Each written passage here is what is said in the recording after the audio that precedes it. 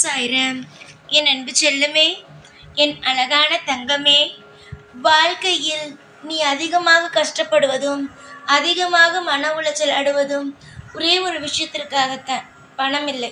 பணம் இருந்திருந்தால் நிறைய விஷயத்தை தனியாளாக நின்று பார்த்திருக்கலாமே.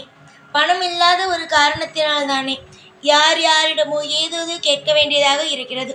பணம் மட்டும் இருந்திருந்தால் எவ்வளவோ விஷயத்தை எல்லாம் சாதித்து இருக்கலாம். யாரையும் நம்ப வேண்டாம். பணம் இருந்திருந்தால், நமக்கென்று ஒரு விஷயம் இருந்திருந்தால் எல்லா விஷயத்தையுமே சுலபமாக கடந்திருக்க முடியும். இப்பொழுது பார், யாரிடமோ ஒரு விஷயத்தை போய் கேட்க வேண்டியதாக இருக்கிறது. அவர் சரி என்று சொன்னால் மட்டுமே அந்த விஷயத்தை பெற்றுக்கொள்ள வேண்டியதாக இருக்கிறது.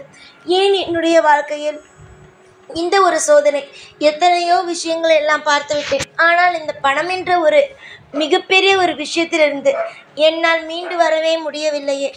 ஏன் இப்படியெல்லாம் நடக்கிறது? நீ அதிகமாக கவலைப்படுகிறாய் தங்கமே. கவலைப்படுவது எல்லாம் போதும் அம்மா. வாழ்க்கையில் பணம் சேரும் நேரத்தில் கண்கலங்க கூடாது. ஒன்று தெரியுமா?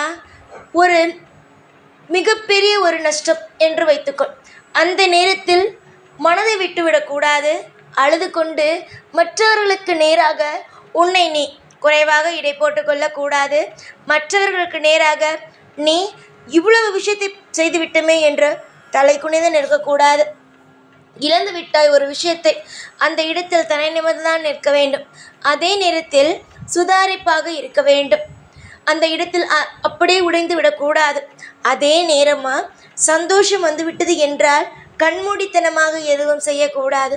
அதே நேரமும் பொறுமையோடும் நிதானத்தோடும் தான் இருக்க வேண்டும்.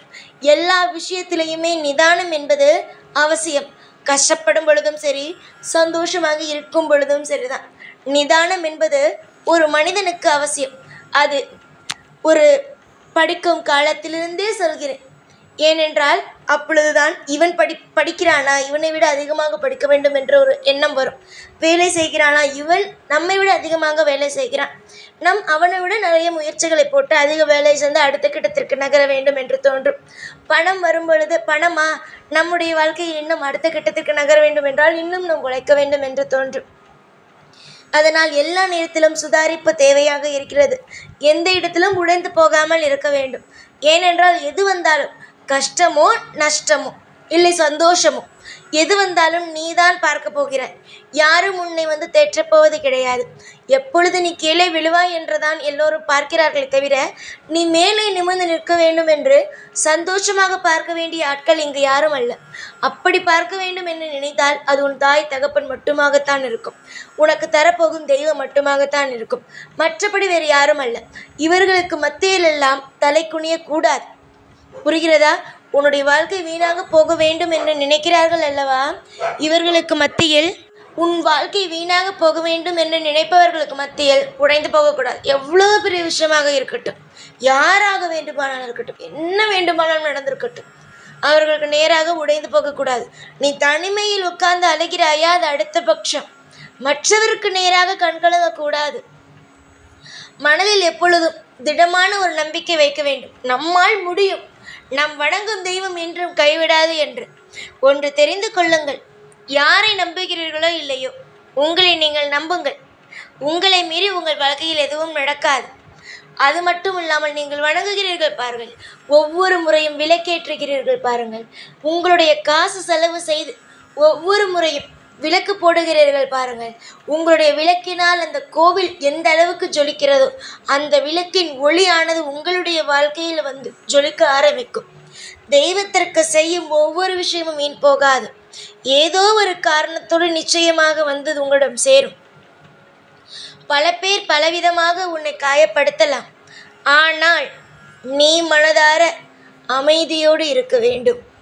எல்லா விஷயத்திலையுமே சரி, ஒரு மனதில் ஒரு அமைதியை வைத்து கொள்ள வேண்டும். கஷ்டம் வந்தால் ஆர்ப்பாட்டம் தேவையில்லை. சந்தோஷம் வந்தால் ஆர்ப்பாட்டம் தேவையல்ல. கஷ்டம் வந்தால் உடைந்து போகக்கூடாது. சந்தோஷம் வந்தால் எப்பொழுதும் தலைக்கு மேல் ஆகக்கூடாது. எதுவாக இருந்தாலும் நிலை மட்டும் எப்பொழுதும் ஒரே மாதிரி இருக்க வேண்டும்.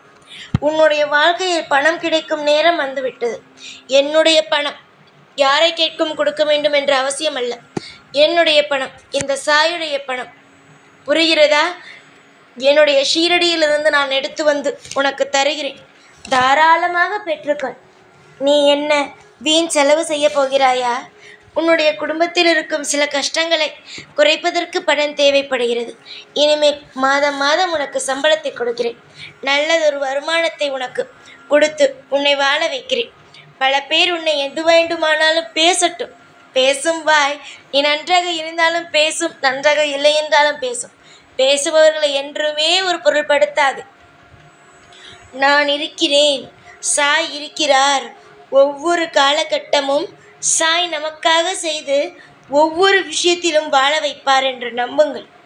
நீங்கள் நம்ப நம்ப உங்களுடைய வாழ்க்கையில் மிகப்பெரிய ஒரு விஷயத்தை அடைவீர்களே தவிர உங்களுடைய வாழ்க்கையில் எந்த ஒரு சிறிய அளவுக்கும் தவறான ஒரு விஷயத்தை உங்கள் வாழ்க்கையில் சந்திக்க மாட்டீர்கள். பொறுப்பான பிள்ளையாக இருக்கிறாய் நீ. இந்த பொறுப்பான பிள்ளை எப்படி தங்கமே வீணாக போகும் வாழ்க்கை? பொறுப்பான தங்கத்திற்கு என்றுமே நான் துணை உண்டு. உன் வாழ்வில் நீ பட்ட அனைத்து விஷயத்திலும் நான் இருந்து ஒவ்வொரு காலகட்டமும் வாழ வைக்கிறேன். இந்த பொறுப்பான பிள்ளைக்கு பணத்தையும் நகையையும் அந்தஸ்தையும் சந்தோஷத்தையும் கொடுக்காமல் நான் எங்கு போவேன்? நான் உன்னோடு தான் இருக்கிறேன். எல்லா விதத்திலும் அற்புதத்தை செய்து அதிசயத்தை செய்து வாழ வைக்கிறேன்.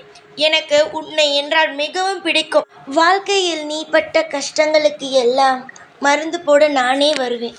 நீ எதிர்பார்க்காத சமயத்தில் உனக்கு தேவைப்படும் ஒவ்வொன்றையுமே நான் தருவேன். இனிமேல் தான் உன்னுடைய வாழ்க்கையில் முழு உருவத்தையே நீ பார்க்க போகிறாய். யோசித்துப் பார். உன் வாழ்வில் இனிமே நடக்கும் ஒவ்வொன்றும் எந்த அழகாக இருக்கும், எத்தனை விதமாக சிரிப்புகளையும் நீ பார்க்க போகிறாய் என்று கவலைகளை முடித்து வைத்து விட்டேன். நல்லது நடக்கும். நானோ உன் வாழ்க்கையில் இருக்கிறேன். இனிமேல் உன் வாழ்க்கையில் எல்லாமே உனக்கு பிடித்த மாதிரி நடக்கும். பொன்னான விஷயங்கள் நடக்கட்டும். இனிமேலாவது நான் இருக்கிறேன் என்பதை நடக்கும் விஷயத்தை வைத்து புரிந்து கொள்வாய் என்று நம்புகிறேன். உன்னுடைய வாழ்க்கையின் நிலைமையானது மோசமாக அல்ல, மாறப்போகிறது. அதுவும் எப்படி? அழகாக. அந்த அழகான வாழ்க்கையை வைத்து மேலும் மேலும் சந்தோஷமாகவே இருங்கள். அதையெல்லாம் விட்டுவிட்டு தேவையே இல்லாத குழப்பத்தை நீங்களாகவே ஏற்படுத்தி கொள்ளாதீர்கள். பொன்னான பிள்ளைக்கு இந்த அப்பா என்றுமே பொன்னான விஷயங்கள் மட்டுமே செய்வேன். காலம் முழுவதும் எப்பொழுதும் உன் கூடவே இருந்து உன்னை வாழ வைப்பேன் இந்த சாய். அதில் எந்த ஒரு சிறிய சந்தேகமும் வேண்டாம். சந்தோஷமாக இரு. எப்பொழுதும் உன் கூடவே இருந்து உன்னை வாழ வைப்பேன் இந்த சாய் நான். ஓம் சாய்ராம்.